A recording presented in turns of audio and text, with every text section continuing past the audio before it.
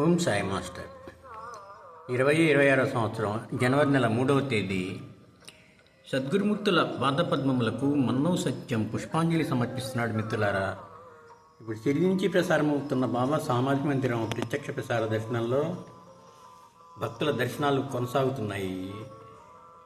ఇంకా రాత్రి హారతికి అరగంట సమయం ఉండటంతో వడివడిగా భక్తుల చేత దర్శనాలు చేయిస్తూ ఉన్నారు. భక్తులు తెచ్చిన పూలమాలలు, వస్త్రాలు తీసుకొని బాబా ఆశీర్వచనములతో తిరిగిస్తూ ఉన్నారు. సమాధి మందిరంలో ఓం సాయి శ్రీ సాయి నామస్మరణ జరుగుతూ ఉన్నది. బాబా ఇచ్చిన వస్త్రాలు సమాధి మీద కప్పి ఆశీస్సులతో ఇస్తూ ఉన్నారు.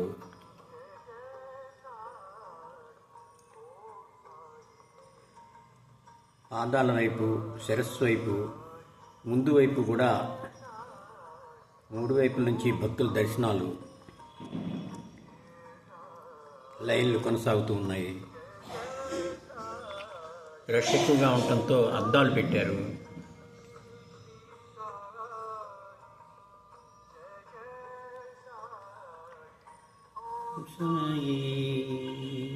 శ్రీ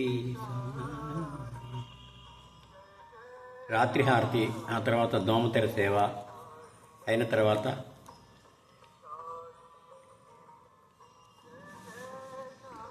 దర్శనాలు. అప్పటికి కార్యక్రమాలన్నీ పూర్తవుతాయి. మరలా ఉదయం 5 గంటలకు సమాజ మందిరంలో కార్యక్రమాలు ప్రారంభమవుతాయి.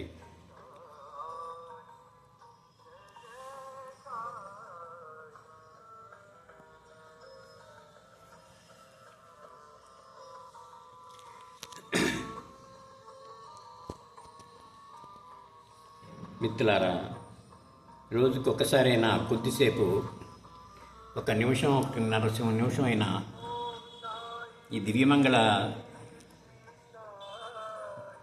బాబాని దర్శించుకొని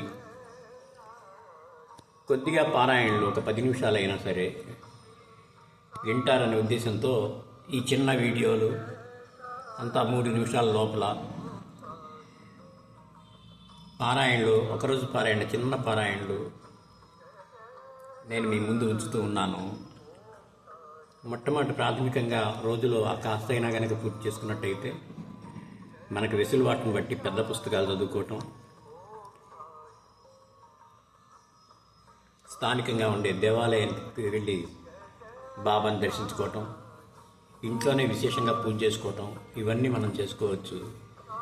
అవన్నీ అందుబాటులో లేకపోయినా సరే మొట్టమొదటి ప్రాథమిక దర్శనం బాబా సమాధి మందిరం లైవ్లో ఇస్తున్నారు కనుక ఆ దర్శనం చేసుకోవటం, ఒక 5 నిమిషాలు పారాయణ చేసుకోవటం, ఇంతటితో మన రోజులో కాసేపు చేసినట్టయితే బాబా దర్శనం, అనుగ్రహం ఒకటి పూర్తయినట్టు. వెసులుబాటును బట్టి మిగతావన్నీ చేసుకుంటాం. మరొకసారి బాబా చరణాలకు శిరస్సు వచ్చి నమస్కరిస్తూ మనల్ని అందరినీ అనుగ్రహించమని ప్రార్థిస్తున్నాను. వారు మన ప్రార్థన ఆలకిస్తారు, మనల్ని అనుగ్రహిస్తారు. శ్రీ గురు చరణం శరణం శరణం.